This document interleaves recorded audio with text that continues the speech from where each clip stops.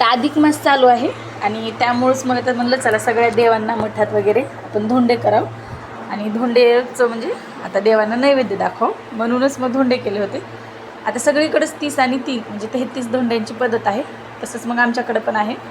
मग आता सगळ्या देवांना 30-3 म्हणजे 33 असे धोंडे केले आम्ही सगळ्यांनी. पण त्याच्या अगोदर इथं बघा सकाळी सकाळी आज गुरुपुष्यामृत योग होता आणि गुरुवारी म्हणजे गुरुवार आहे त्यामुळं हळदीचं लेपन वगैरे केलं उंबरट्या पुढं. आता ही एक सवयच झाली आहे. त्यानंतर मग पूजा हे केली. आता पूजेचा काही मी डीप व्हिडिओ घेतला नाही कारण याआधी आपले पूजेचे 2-3 व्हिडिओ झालेत ते आपल्या चॅनलवरती अपलोड केले. ते तुम्ही जाऊन नक्की पहा. म्हणजे माझी गुरुवारची पूजा कशी असते, सिंपल अशीच पूजा असते. आता धोंडे म्हणलं की पुरण तर आलंच हमखास आणि पुरणाचेच पहिल्यांदा देवाला धोंडे केले. मग पहिली वेळेस पुरणाचे देवाला धोंड्याचा नैवेद्य दाखवा म्हणून. मग आता नाव होतं देवाचं पण खातो तर आपण सगळेच. मग तसंच आता पुरण इथं केलं होतं मी. तर पुरणाचा एवढा सगळा काही डिटेल मी व्हिडिओ केला नाही स्वयंपाकाचा कारण मग खूप वेळ होत होता आधीच. मग धोंडेच करायला जास्त वेळ लागतो त्यामुळे सगळा काय आता डीप व्हिडिओ घेतला नाही, थोड्या क्लिप घेतल्यात. मग आता इथं माझं पुरण शिजवून वगैरे झालं होतं. मग आता इथं सासूबाईंनी गाळून घेतलं पुरण. आता चाळणीनं काही गाळलं नाही मी, पुरणपात्रावाटच काढलं ते म्हणजे एकदम आता मऊ छान शिजलं होतं.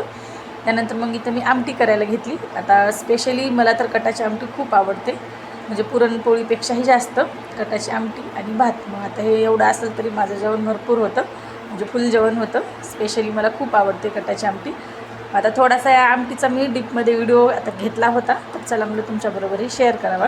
अगदी सिंपल पद्धतीनेच करत असते मी. मग आता येळवणी काढून घेतलं होतं ते तुम्ही तर पाहिलंच असेल जेव्हा पुरण शिजताना दाखवलं होतं मी ते.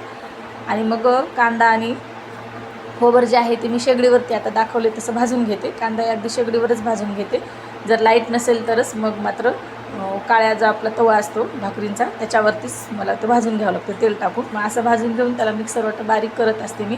आणि नंतर मग नॉर्मली आपण जशी फोडणी टाकता दुसऱ्या ह्याला किंवा मग आमटीला तशीच फोडणी टाकत असते. याआधी मी आमटीचा व्हिडिओ टाकला आहे डिटेलमध्ये, तो तुम्ही जाऊन आपल्या चॅनलवरती नक्की पहा.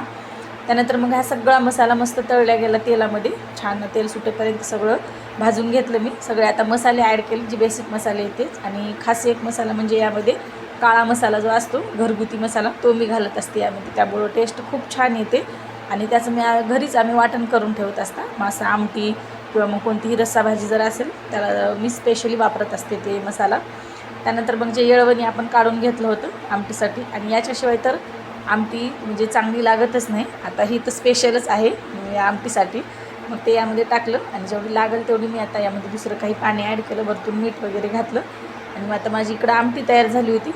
आता धोंडे वाटतात पण लवकर होईल, फक्त पुरणाचा स्वयंपाक एवढंच वाटत. आधीच एकतर पुरणाच्या स्वयंपाकाला वेळ लागते, त्यात मग छोटे धोंडे करायला म्हणलं की भरपूर वेळ लागला आम्हाला. जवळपास 1-1.5 तास लागला धोंडे करायलाच कारण प्रत्येक देवाला 33 धोंडे असं. मग सगळं गाईला वगैरे या दिवशीच आता पुरणाचे पहिल्यांदाच केले धोंड्याच्या महिन्यात म्हणून मग सगळ्या देवांना दाखवून घेतल्या. आज आता 3 वेळेस तरी करावं असं म्हणतात आमच्या इकडं. मग आता पहिले स्टार्टिंगलाच दुसरं कशाचे करण्याच्या ऐवजी पुरणाचे केले होते. आता इकडं पुरणही तयार होतं आणि ही पहा इथं आता माझी आमटी झाली होती, मस्त झाली होती आमटी. खूप छान कट येतो अशा प्रकारे आमटी केल्यास तुम्ही एक वेळेस नक्की करून बघा. आणि जर याही व्हिडिओमध्ये सगळं काही समजलं नसेल तर याचा मी एक लॉंग व्हिडिओ केलेला आहे आणि तो आपल्या चॅनलवरती आहे, तोही तुम्ही जाऊन नक्की पहा कटाच्या आमटीचा. मस्त इथं आता आमटीला उकळी आली होती आणि उकळी आल्याच्या नंतरच आमटीला एक करायचं खास करून अशी थोडासा गॅसवर जर करत असाल तुम्ही तर लो गॅस करून उकळी येऊ द्यायचं, यामुळे आमटीला कट छान येतो. त्यानंतर मग मी इथं आंब्याचा रस केला. आता स्पेशली तर धोंड्याचा महिना यावर्षी रसाळीतच आला आहे त्यामुळे आता रसपोळ्या तर सगळीकडं गाजणारच आहेत कारण धोंडे आधीच गाजतात. त्यात मग रसपोळी धोंडे म्हणलं की मस्तच राहते बेत. मग घट्ट असं इथं मस्त आता पोळीला लागल असा रस करता आम्ही पुरणपोळीसोबत तरी. आणि छान होते आंबे त्याच्यामुळे रसही खूप छान झाला होता.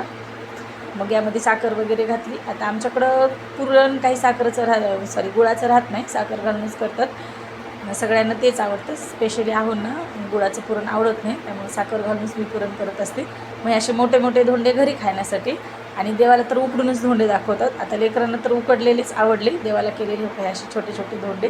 आता प्रत्येक देवाचे असे वेगवेगळ्या डब्यांमध्ये ठेवलेत मी, गाईचे देवाचे. आता हे 2च डबे दाखवलेत कारण आधी एका देवाला साई जाऊन आला होता त्याच्यामुळे सगळं काही दाखवलं नाही मी. मग आता 2-4 ठिकाणी जायचं होतं आम्हाला, थोडा वेळही झाला होता.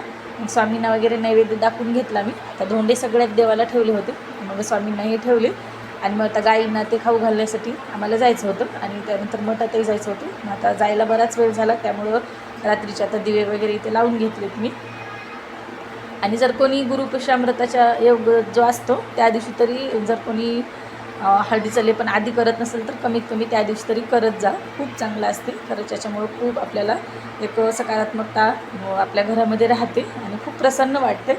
आता इथं आज भरपूर लोकांनी केले होते, दिसत होते इथे धोंडे. तर पहा इथं आता तुम्हाला दिसत असतील खाली टोपल्यामध्ये. त्याच्यानंतर मग आता मंदिर दरवाजा बंद होता देवाच्या तिथला मेन गाभाऱ्याचा, कारण ते बंदच ठेवतात. फक्त आरतीच्या वेळीच उघडा असतो, सकाळी आणि सायंकाळच्या वेळी. एरवी असा काही उघडा ठेवत नाही. एका दिवशी मागे गेलो होतो तर आम्ही मठात, तोही व्हिडिओ मी टाकला आहे. त्या दिवशी मला आरती मिळाली त्या दिवशी योगायोगाने, त्यामुळेच मग आपला व्हिडिओ मी आपल्याबरोबर शेअर केला होता. तरी त्या दिवशी सगळं आरती वगैरे सगळं काय झालं, फक्त श्लोक तेच चालू होते त्यांचे तिथं जे नेहमी घेतात ते. त्यानंतर मग आता इथं मी सगळी पूजा करून घेतली. आता धोंडे हे ठेवले देवाला, 3 असेच इथंही मोजून ठेवले होते धोंडे. आता खाली बघत असाल तुम्ही, भरपूर बायकांनी आज केलं होतं, कारण आज गुरुवार होता आणि शुभ दिवस होता त्याच्यामुळं. त्याच्यानंतर मग सगळ्यांनी आम्ही पूजा करून घेतली मठामध्ये. आता दुसऱ्याही देवांना जायचं होतं आणि मग आज आता गुरुचं दर्शन घ्यायचं होतं, पण ते काय आम्हाला शक्य झालं नाही, कारण तिथं मठात दुसरा एक मठ आहे. आता म्हणजे इथं जे आहेत ते देवते आहेत आणि दुसरा एक मोठा मठ आहे. जेव्हा महापूजेचा वेळ असते त्यावेळी तिथं मग आता खूप सारे जर भक्त जर आले तर ॲडजस्ट व्हायलेत, अशा प्रकारे मोठा मठ बांधला आहे, कारण त्यांच्या आंघोळीची ती सोय होत नव्हती. त्याच्यामुळं आता महाराजांनी दुसरा एक तिकडं मठ बांधला आहे, तोही खूप मोठा आहे. आणि इथं मग एवढी अशी जागा नव्हती मग झोपण्यासाठी वगैरे, त्याच्यासाठी म्हणून गैरसोय होत होती येणाऱ्या जाणाऱ्यांची, कारण महापूजेच्या वेळी खूप गर्दी असते.